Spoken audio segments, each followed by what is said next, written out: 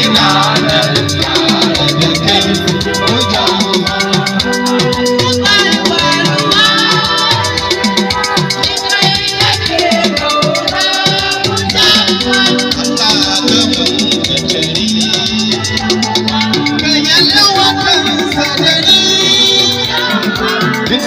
Da zai shiri kore abu ya kai masu dama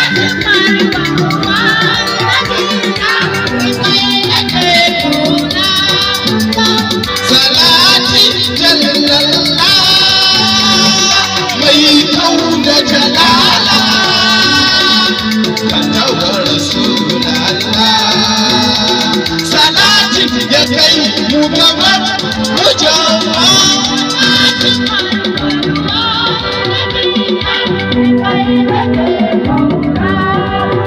Sanyo halaye a sahabai a kewaye da uwar sufaye.